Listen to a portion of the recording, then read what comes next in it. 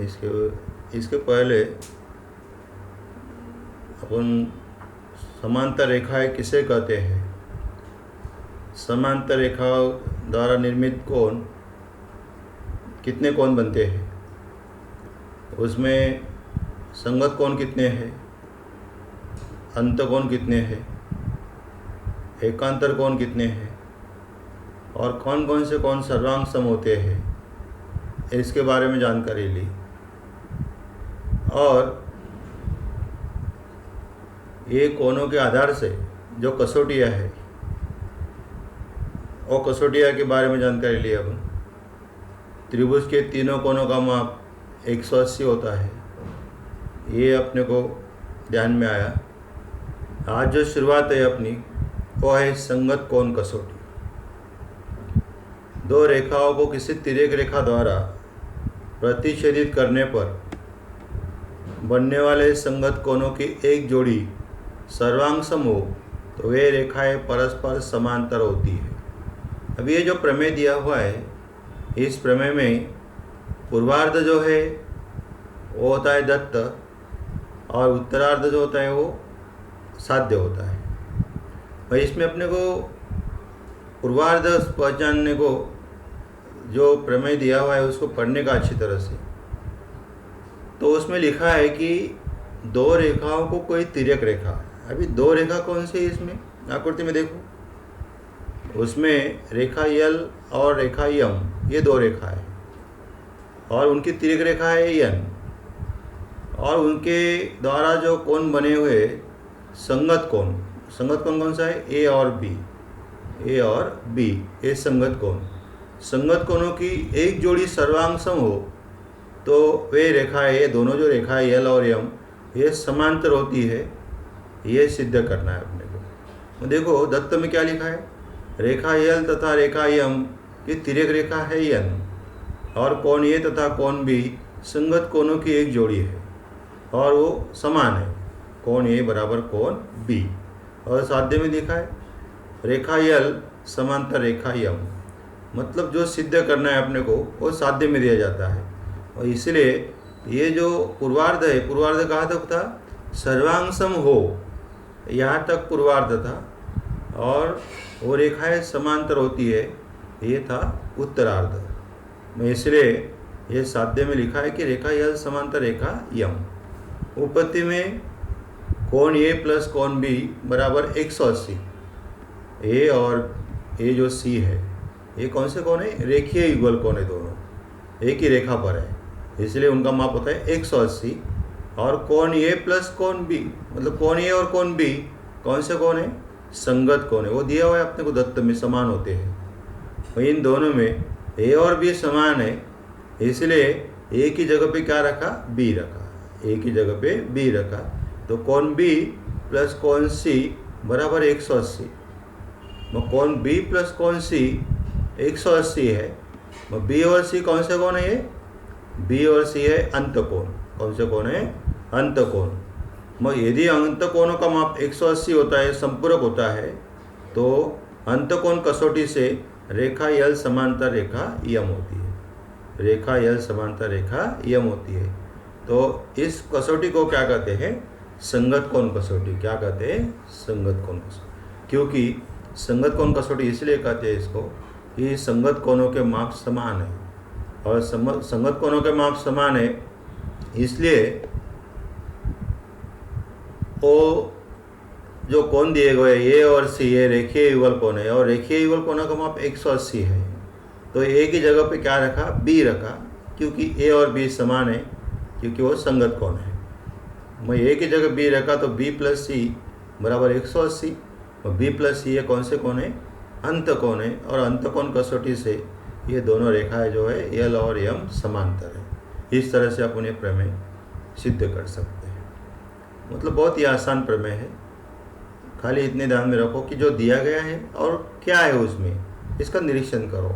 दिया था अपने को संगत कोण समान दिए थे, परंतु रेखीय युगल कोणों का माप 180 होता है, ये अपने को मालूम है, तो इसीलिए ए और सी का माप 180, तो ए की जगह बी रखा, बी और सी का माप 180, वो दोनों अंत कोण है, अंत कोणों का माप 180 हो, तो अंत कोण कसौटी से रेखा यल और यम समांतर होती है। इस तरह से ये सिद्ध किया जाता है। अभी दूसरा, चलो आगे। प्रश्न संग्रह 2.2 का पहला ही उदाहरण है। क्या दिया उदाहरण में? आकृति में जो आकृति दी गई है अपने को, उसमें y बराबर 108 दिया गया है, x बराबर 71 दिया हुआ है और रेखा यम तथा रेखा n समांतर होगी क्या, ये पूछा है। और वो क्यों समांतर है उसका कारण भी लिखना है। तो अभी जो जानकारी दी गई कोनों की मापों की, उस आधार से अपने को ज्ञात करना है कि ये समांतर हुआ है नहीं हुआ। x का माप दिया है 71 और y का माप दिया है कितना, 108। दोनों को जोड़ो तो x प्लस वाई कितना हुआ, 108 प्लस 71 179, 179। अभी 179 जो है, x और y कौन से कोण दिखाई दे रहे तुम्हें यहाँ पर, अंत कोण है और अंत कोणों का माप कितना होता है, 180 होता है। तो यहाँ पर टोटल आया कितना, 179। मतलब 180 से 179 क्या है, छोटा है, इसलिए x plus Y equal not 180। मतलब 180 नहीं आया, इसलिए अंत कोणों की जोड़ी संपूरक नहीं है। 180 यदि आता तो संपूरक होती, और संपूरक यदि न हो तो रेखा m और n समांतर नहीं हो सकती है, क्योंकि इन दोनों का माप कितना होना चाहिए था, 180 होना चाहिए था, तभी वो संपूरक हो सकते थे। और संपूरक अंतकोणों का माप 180 हुआ तो ये रेखा m और n समांतर होती थी। इसलिए ये जो है ये कथन ये असत्य है, क्योंकि वो समांतर नहीं हो सकती है, क्योंकि 180 से छोटा है। मतलब एक ध्यान रखने का कि एक अंत कोणों का माप 180 होता है, संगत कोण समान होते हैं, एकांतर कोण भी समान होते हैं, परंतु अंत कोणों के मापों का योगफल 180 होता है। ये अपने को ज्ञात होना चाहिए। इसलिए x प्लस वाई का माप यदि 180 नहीं आया तो संपूरक नहीं है, और संपूरक नहीं है इसलिए अंत कोण कसौटी द्वारा ये m और n समांतर नहीं हो सकते। चलो आगे। तीसरा उदाहरण है 2.2 का। आकृति में कोण A सर्वांगसम कोण B और x सर्वांगसम y, तो सिद्ध करो कि रेखा L समांतर रेखा n। मतलब जो अपने को जानकारी दी गई है इस सवाल में, उसका उपयोग करके अपने को सिद्ध करना है कि देखो आकृति में क्या दिया है, a और b समान है और x और y समान है, सर्वांगसम इसका मतलब समान है। तो सिद्ध करो कि रेखा L समांतर n, L और n ये दोनों रेखा समांतर है, ये सिद्ध करना है। रेखा K, रेखा L तथा रेखा M की तिर्यक रेखा है। पहले दो रेखा लो, L और M, और उनकी तिर्यक रेखा कौन सी, K। तो A और B समान है, दत्त में दिया हुआ है, देखो A और B समान है, ये देखो दिया हुआ है दत्त में। और इसलिए रेखा L समांतर रेखा M, इसलिए रेखा L समांतर रेखा M, कारण A और B कौन से कोण है, संगत कोण है, और संगत कोण सर्वांगसम हो तो दोनों रेखाएं कैसी होगी, समांतर होगी। इसलिए रेखा L समांतर रेखा M, इसको 1 नंबर दे दो। रेखा P रेखा M तथा N की तिर्यक रेखा है। रेखा M और N की K ही तिर्यक रेखा है, सॉरी P नहीं, K जो है वही तिर्यक रेखा है। इसलिए कोण X सर्वांगसम कोण Y, एक सर्वांगसम कोण Y, ये भी दत्त में दिया हुआ है अपने को। ये x और y कौन से कोण दिखाई दे रहे हैं अपने को, ये एकांतर कोण दिखाई दे रहे हैं। कौन से कोण, एकांतर कोण। एकांतर कोण कसौटी से रेखा m समांतर रेखा n, m और n समांतर है, इसको 2 नंबर दिया। 1 और 2 में देखो, 1 और 2 में L m के समान है, समांतर है, और 2 में m n के समांतर है। मतलब यहाँ पर m जो है दोनों में कॉमन आ गया, तो इसलिए L जो है n के समांतर होगी, वही लिखा है देखो। 1 और 2 के आधार पर रेखा L समांतर रेखा n, कारण m जो है दोनों में है, इसलिए L और n समांतर होगी। इस तरह से ये अपन सिद्ध किया। क्योंकि अपने को जो दी गई जानकारी थी उस पर ध्यान दो जरा कि जानकारी क्या दी गई है, और एक निरीक्षण करने का आकृति में A और B यदि दो संगत कोण जैसे दिखाई दे रहे तो संगत कोण यदि समान हो तो एम और एन, एल और एम समांतर होगी। और दूसरा जो दिखाई दे रहा है एक्स और वाई समान है, एक्स और वाई जो है वो एक दूसरे के अपोजिट है, मतलब वो एकांतर कोण होते हैं। और एकांतर कोण समान है तो एम और एन भी समांतर होगी। एल एम के समांतर है, एम एन के समांतर है, तो एल जो है एन के समांतर, मतलब पहली रेखा दूसरी के समांतर होती है, दूसरी तीसरी के समांतर होती है, तो पहली जो है वो तीसरे की समांतर होगी, ये सिद्ध हो जाता है। इस तरह से बहुत ही सरल आसान सवाल था तीसरा भी। चलो आगे। आकृति में किरण बी ए समांतर किरण डी, बी ए जो है डी के समांतर है, और कोण सी जो है वो दिया है 50 अंश, और कोण डी जो है वो दिया है 100 अंश। तो उन कोण ए बी सी का माप ज्ञात करो, कोण ए बी सी का माप ज्ञात करो। और सूचना दी गई है अपने को कि बिंदु सी से किरण बी ए के समांतर रेखा खींचिए, बी ए के समांतर रेखा खींचो, ये अपने को सूचना दी गई है। मतलब जो बी ए समांतर डी दिया हुआ है, कोण सी का माप दिया है 50, कोण डी का माप दिया है 100, और कोण ए बी सी का माप पूछा गया है अपने को। अभी दी गई जानकारी के आधार से अभी देखो, बिंदु सी से किरण बी ए के समांतर रेखा खींची। ये देखो, ये नीचे जो है दूसरी जो आकृति दी गई अपने को, इसमें ये जो बी ए है, इस बी ए के समांतर वो बिंदु सी से जाने वाली एक्स वाई रेखा खींची अपन समांतर बी ए के समांतर। वही इसलिए किरण डी जो है बी ए के समांतर है, ये डी जो है बी ए के समांतर है। मैं बी ए के समांतर डी है तो डी एक्स वाई के भी समांतर आएगा, मैं डी एक्स वाई के समांतर आएगा, और बी ए जो है वो एक्स वाई के समांतर अपन खींचा ही है, इसलिए डी समांतर बी ए और बी ए समांतर एक्स वाई, ये तीनों रेखा है एक दूसरे को समांतर हो जाएगी। कोण ई डी सी, कोण ई डी सी दिया हुआ है अपने को कितना 100 अंश है, तथा रेखा डी सी उनकी तिर्यक रेखा है। ये डी सी जो है ये उनकी तिर्यक रेखा है, तिर्यक रेखा जो है, इसलिए एकांतर कोण, कौन से कोण, कोण ई डी सी सर्वांग समकोण कौन सा, डी सी एक्स, ये कोण समान होगा। ये 100 है तो ए भी कितना आएगा, 100 आएगा। आधा दिया है अपने को, 50 दिया हुआ है उधर, यहाँ पर जो बचा हुआ कोण कितना आएगा, 50 आएगा। तो वही लिखा है देखो, किरण डी समांतर एक्स वाई, रेखा डी सी उनकी तिर्यक रेखा है और डी तिर्यक रेखा है, और कोण ई डी सी सर्वांग समकोण डी सी एस एकांतर कोण, कोण ई डी सी बराबर डी सी एक्स कारण समान होते हैं। और डी सी एक्स 100 अंश दिया हुआ है, और डी सी एक्स बराबर दो कोणों का योगफल। डी सी भी ये देखो, डी सी एक्स में दो कोण है, D C B plus B C X, ये दो कोण है, दोनों का योगफल। मैं यहाँ पर डी सी भी दिया है 50, कोण बी सी एक्स ज्ञात करना है, तो कोण बी सी एक्स बराबर 100 माइनस 50, तो कोण बी सी एक्स कितना आया, 50 आया।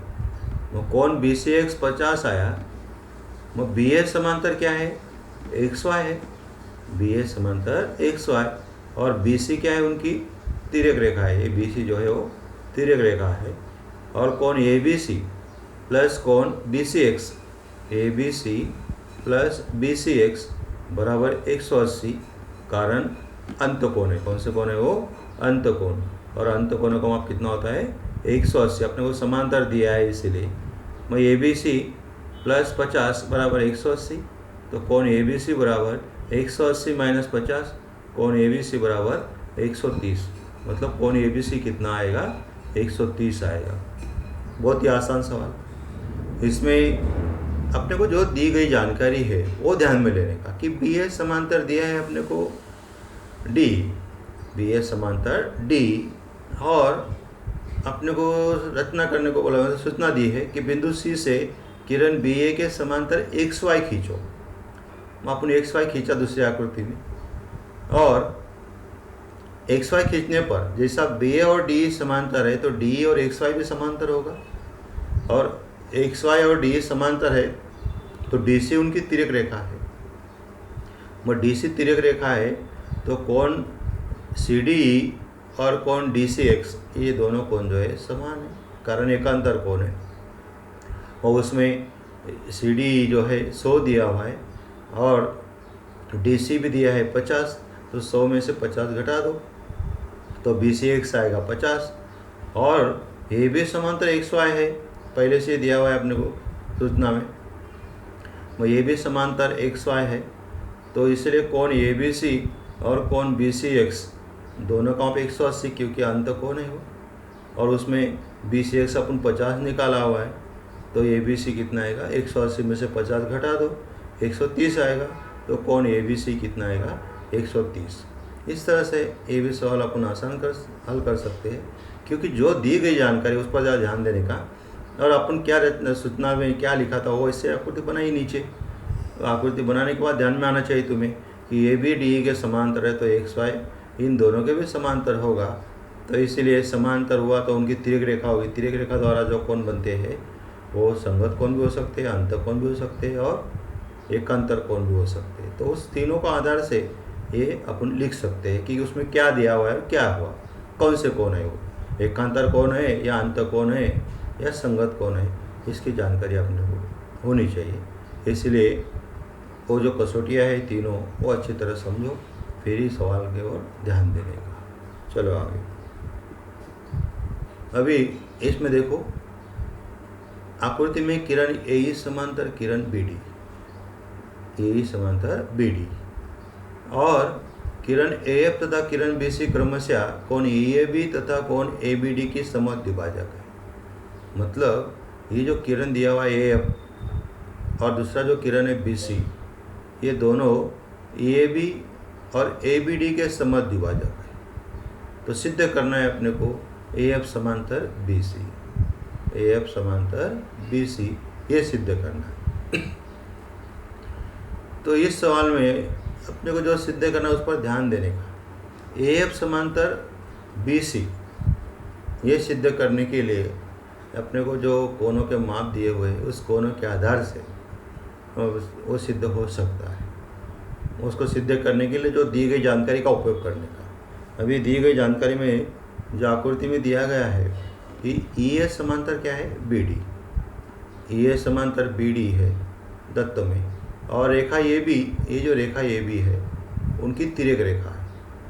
और तिर्यक रेखा जो है यहाँ पर जो कोण बने, कौन सा कोण, EAB, EAB सर्वांग समकोण ABD, कारण एकांतर कोण। ये दोनों कोण कौन से हैं, एकांतर कोण है। और कोण EAB सर्वांग सम ABD है, इसलिए वो समान है, दोनों इक्वल है। दोनों को 1/2 से गुना कर दो, 1/2 EAB बराबर 1/2 ABD, इसको 1 नंबर दे दो। और कोण FAB, FAB, अभी इसमें ये दोनों 1 से 1 से समान है। भाई FAB जो है EAB का आधा होगा, EAB का आधा होगा। तो EAB जो है 1/2 EAB मतलब कोण FAB, वो लिखा है देखो, FAB बराबर 1/2 कोण EAB का आधा, कारण AF जो है कोण EAB की समद्विभाजक है। और दूसरा कोण ABC बराबर 1/2 कोण ABD, ABC जो कोण है ABC वो भी ABD का आधा है। उसका भी कारण है कि BC जो है वो कोण ABD की समद्विभाजक है। वो कोण FAB इक्वल टू कोण ABC, 1, 2 और 3 से, कारण 1 में दिया है दोनों समान है, ये मतलब EAB और ABD ये दोनों समान है। तो इसलिए FAB और ABC ये भी समान होगा 1, 2, 3 से। भाई FAB सर्वांग सम ABC, FAB सर्वांग सम AB, FAB सर्वांग सम ABC। भाई इसका कारण है ये दोनों कोण भी कौन से कोण है, एकांतर कोण। भाई एकांतर कोण कसौटी से AF और BC क्या है, समांतर होगा। एकांतर कोण कसौटी से AF और BC जो है वो समांतर होगा। इस तरह से सिद्ध हो जाएगा। मतलब इसमें भी अपने को क्या दिया था, EA समांतर दिया था BD, और ए बी उनकी तिर्यक रेखा थी, तो उन तिर्यक रेखा द्वारा जो कोण बने ए बी और ए बी डी, ये दोनों एकांतर कोण, और ए बी की समद्विभाजक किरण ए एफ है, इसलिए दोनों कोण समान है। वो ए बी ए एफ और एफ ए बी ये दोनों कोण समान है, कारण समद्विभाजक है। उसी प्रकार कोण ए बी डी की भी समद्विभाजक कौन सी है? बी सी है। कोण ए बी सी और कोण सी बी डी ये दोनों भी समान है। ये जो अपने को सिद्ध करना था कि ए एफ समांतर बी सी, तो ए एफ के बीच का जो कोण है एफ ए बी ये ई ए बी का आधा है, इसलिए F A B E A B का आधा है और A B C A B D का आधा है, परंतु ई ए बी और ए बी डी दोनों से एकांतर कोण समान है, इसलिए कोण एफ ए बी और कोण ए बी सी ये दोनों भी समान होगा, कारण एकांतर कोण कसौटी से। इस तरह से ये सिद्ध हो जाएगा। चलो आगे, रेखा ए बी समांतर रेखा सी डी, ए बी समांतर सी डी और सी डी समांतर ई एफ, तथा रेखा क्यू पी उनकी तिर्यक रेखा है। क्यू पी जो है उनकी तिर्यक रेखा है। यदि y अनुपात z बराबर 3:7 हो तो x का मान ज्ञात करो, अभी इसमें जो दी गई जानकारी है कि ए बी समांतर क्या दिया है? सी डी समांतर ई एफ दिया हुआ है और पी क्यू जो है उनकी तिर्यक रेखा है। और रेखा पहले लेते अपन ज्ञात करते समय, उसमें रेखा ए बी समांतर ई एफ, ए बी समांतर ई एफ पहली और तीसरी रेखा समांतर, और उनकी तिर्यक रेखा है पी क्यू, और इसी है पी क्यू। इसलिए कोण x सर्वांगसम कौन सा कोण है? z। कोण x सर्वांगसम कोण कौन सा है? z, कारण x सर्वांगसम z, x और z कौन सा कोण है? एकांतर कोण है। इधर देखो x सर्वांगसम z, कोण y अनुपात z बराबर 3:7 दिया हुआ है। देखो अपने को तत्व में y अनुपात z 3:7, यहाँ पर y अनुपात x बराबर 3:7, कारण x और z समान है और z की जगह अपन क्या रखा? x रखा, तो y बराबर इसको 3m अपनी m से गुना कर दिया है 3 और 7 को, तो y बराबर 3m और x बराबर 7m। अब दूसरा लो, रेखा ए बी समांतर रेखा सी डी, ए बी समांतर सी डी और उनकी भी तिर्यक रेखा पी क्यू है। कोण x प्लस कोण y ये दोनों कोण कौन से कोण हो गए? अंत कोण, और अंत कोण का कितना होता है? 180 होता है। x का मान अपन निकाला हुआ है कितना? 7m, और y का मान निकाला है 3m, 7m प्लस 3m बराबर 180, 7 में 3 जोड़ दिया 10m, 10m बराबर 180, तो m बराबर 180/10, 0 0 कट, तो m का मान कितना आया? 18 है। तो कोण x बराबर 7m, तो 7 गुना 18 तो 126 अंश। तो अपने को जो पूछा था उतना ही ज्ञात करने का है, y ज्ञात करने की जरूरत नहीं, खाली x पूछा है तो x ही ज्ञात करने का। यदि y ज्ञात किया तो इसका अर्थ तुम्हें प्रश्न समझ में नहीं आया, ऐसा पकड़ा जाएगा। इसलिए जितना पूछा है उतना ही काम करने का, बहुत सरल था। देखो पहले कौन सा लिया था अपन? ए बी और ई एफ ये दोनों को समांतर लिया था। भाई ए बी और ई एफ में तिर्यक रेखा पी क्यू है, कोण x और कोण z को समान दिखाए, कारण एकांतर कोण। फिर x और z समांतर है, परंतु ये जो ए बी समांतर सी डी है जिसमें x प्लस y जो है ये अंत कोण है, 180 होगा। इधर x और z कितना है? x और z समान होने के कारण, परंतु अपने को y समानुपात z बराबर 3:7, y अनुपात z दिया था तो y की जगह अपने z की जगह अपन क्या रखा? x रखा, मतलब y अनुपात x 3:7, तो इनको m से गुना किया तो y बराबर 3m और x बराबर 7m। फिर ये भी समांतर सी डी था, तो x प्लस वाई का माप 180, इसलिए x प्लस वाई यहाँ पर मान रखा 7m प्लस 3m बराबर 180, 10m बराबर 180, m बराबर 180/10, तो m बराबर 18, तो अपने को खाली x पूछा है, तो x बराबर 7 गुना 18 तो बराबर कितना हो गया 126 अंश। इस तरह से कोण x का मान ज्ञात करना था अपने को, तो कोण x का ही मान ज्ञात करने का, तो आया वो 126। जब भी y का ज्ञात करना होता तो 180 में 126 घटा दो, y का भी मान मिल जाएगा। इस तरह से ये 5वां उदाहरण भी अपन हल किया 2.2। चलो आगे 6ठा उदाहरण देखो। आकृति में यदि Q समांतर R और रेखा P उनकी तिर्यक रेखा हो, P उनकी तिर्यक रेखा हो और A बराबर 80 अंश, तो F और G का मान ज्ञात करो। A बराबर 80 अंश है, तो A का माप 80 10 दत्त से, और A का माप दिया हुआ है अपने को, और कौन सी रेखा समांतर है, Q और R समांतर है, और P उनकी तिर्यक रेखा है। खाली A का मान दिया गया है और F और G का मान ज्ञात करने का। भाई A और G समान है, कारण A और G कौन से कोण है, दूरस्थ अंत कोण है। कौन से कोण है, A और G, कारण A के समान E आएगा और E का शीर्षाभिमुख कोण कौन सा है, G है, कारण A और E संगत कोण है। A और E संगत कोण है, E और G शीर्षाभिमुख कोण है, इसलिए A और G जो है दूरस्थ अंत कोण है और दूरस्थ अंत कोण समान होते हैं। वही A बराबर G है, तो A का मान 80 है, तो G का मान भी कितना आएगा, 80 आएगा। और F और G ये दोनों रेखीय युगल कोण है आकृति में। F प्लस G का मान 180 होगा, तो F प्लस G का मान 80 निकाला है अपन, तो 80 रखा, तो 180 में से 80 को घटा दिया तो कितना आया, 100 आया। इस तरह से F का मान कितना आया, 100 अंश आया। बहुत ही सरल सवाल था। आकृति का निरीक्षण करने का उसमें क्या दिया है अपने को, Q R समांतर दिया हुआ है और P उनकी तिर्यक रेखा थी। A का माप 80 था, तो अपन इस तरह से ज्ञात कर सकते हैं। दूसरी विधि से भी ज्ञात कर सकते तुम, A और E को समान दिखाओ क्योंकि संगत कोण है वो। A का माप 80 तो E का माप भी 80 आएगा, और E और G को शीर्षाभिमुख कोण समान दिखाओ। E 80 है तो G भी 80 आएगा। G 80 आएगा तो F और G रेखीय युगल कोण है, तो F और G 180, तो G 80 है तो F 100 आ जाएगा। इस तरह से दूसरी विधि से भी तुम हल कर सकते हैं।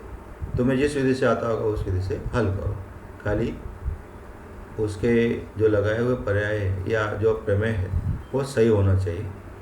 तुम्हें अलग विधि से आता होगा तो भी चलेगा। बहुत सारी विधि है। ऐसे तीसरी तुम A और C को भी समान दिखा सकते हैं शीर्षाभिमुख कोण, और C और G को भी समान दिखा सकते हैं। C और G जो है वो संगत कोण है और C और F जो है अंत कोण है। इस तरह से F और G को भी हल कर सकते हैं। अलग अलग तरीके से तुम ये उदाहरण हल कर सकते हैं। चलो आगे 7वां उदाहरण। आकृति में यदि रेखा AB समांतर CF है, AB समांतर CF और CF समांतर BC है और BC समांतर ED है, तो सिद्ध करो कि कोण ABC बराबर कोण FDE, ABC बराबर कोण FDE, ये सिद्ध करना है। रेखा AB समांतर अभी दत्त में देखो जो दी गई जानकारी, AB समांतर PF, AB समांतर ये PF, और उनकी तिर्यक रेखा कौन सी है, BC है। तिर्यक रेखा BC, AB और PF की तिर्यक रेखा है BC, इसलिए कोण ABC सर्वांग सम कोण BCD, कोण ABC सर्वांग सम कोण कौन सा, BCD, BCD, ABC सर्वांग सम कोण BCD। कारण कौन से कोण है वो, ये समांतर रेखा है और उनकी तिर्यक रेखा है, तो ये एकांतर कोण है। कौन से कोण है, एकांतर कोण, और एकांतर कोण समान होते हैं। इसको 1 नंबर दे दिया हम। BC समांतर ED, BC समांतर ED, और उनकी तिर्यक रेखा कौन सी है, PF, PF उनकी तिर्यक रेखा है, तो इसलिए कोण BCD, कोण BCD सर्वांग सम कोण FDE, FDE, BCD सर्वांग सम कौन सा, FDE। कारण ये कौन से कोण है, दोनों, ये दोनों संगत कोण है, और पहले ये दोनों कोण कौन से कोण थे, एकांतर कोण थे। और 1 और 2 से कौन से, देखो उसमें 1 और 2 में क्या समान है, कोण BCD, कोण BCD समान है, तो इसलिए ए बी सी डी समान है तो कोण ए बी सी बी और एफ डी ई बी क्या होगा, समान होगा, सर्वांग सम होगा। मतलब ए बी सी बराबर एफ डी ई। इस तरह से अपन सिद्ध कर सकते हैं। पहले क्या किया था अपन, ये दोनों रेखा ली थी, कौन सी, ए बी समांतर पी एफ, और उनकी तिर्यक रेखा बी सी ली थी, और ये दोनों कोणों को समान दिखाया था, कारण एकांतर कोण ए बी सी समान बी सी डी।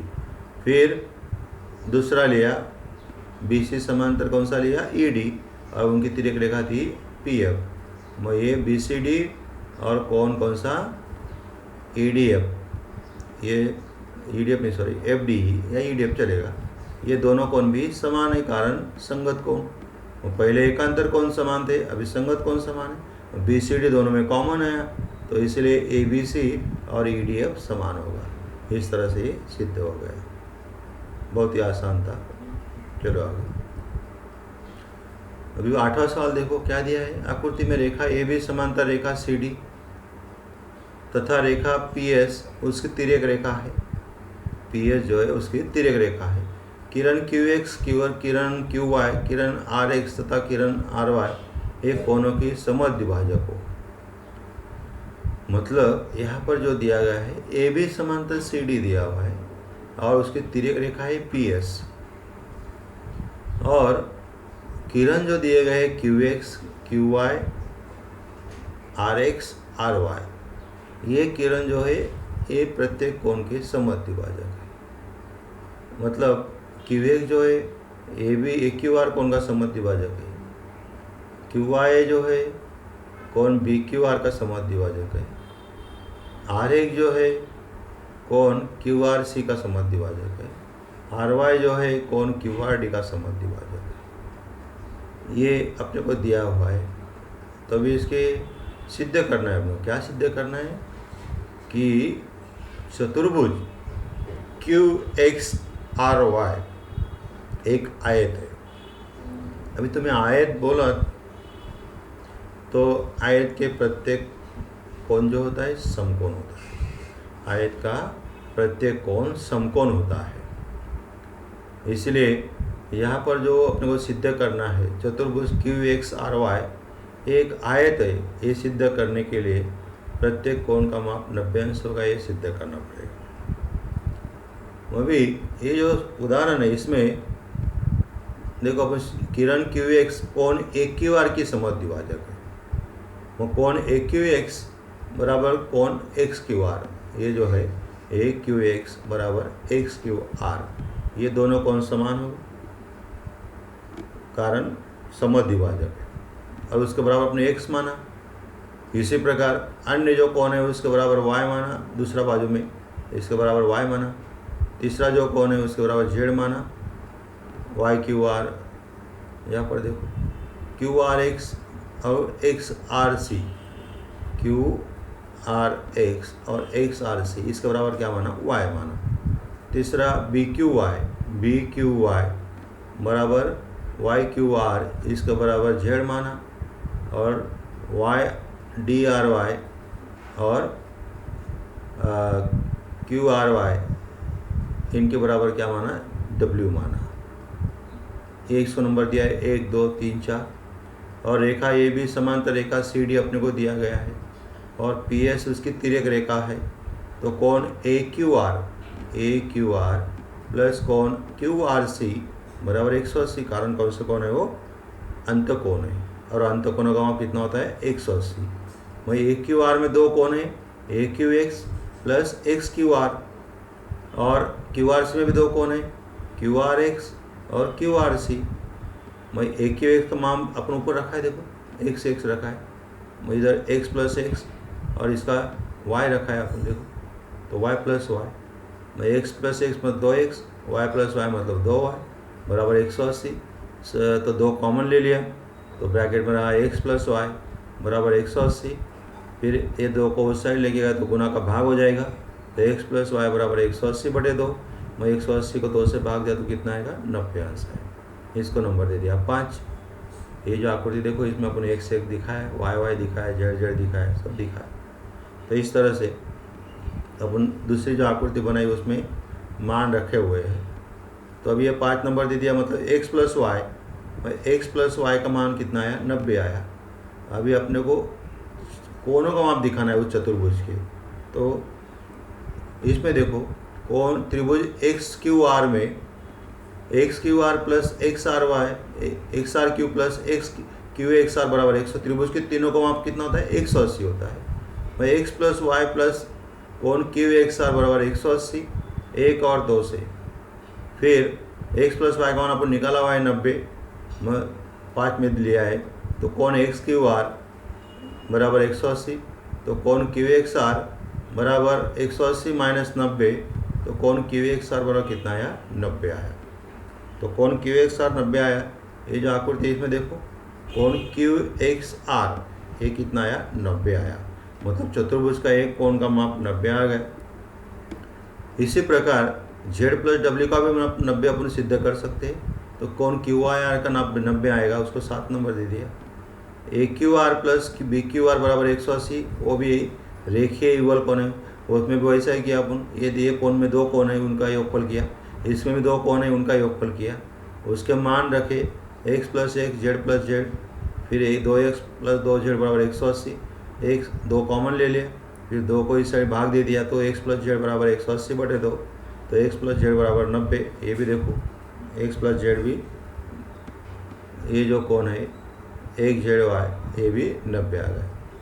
तो इस तरह से एक कोण 90 आया, एक कोण 90 आ गए। तो अभी कोण एक्स क्यू वाई बराबर कोण X Q R plus Y Q R, दोनों का योगफल है।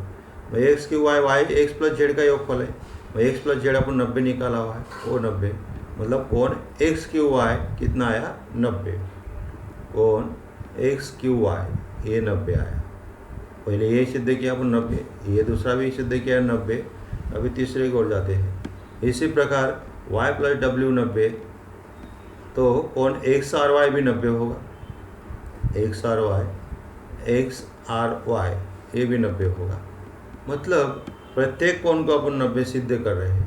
तो चतुर्भुज क्यू एक्स आर वाई में ये देखो प्रत्येक कोण का माप कितना है, 90 अंश है।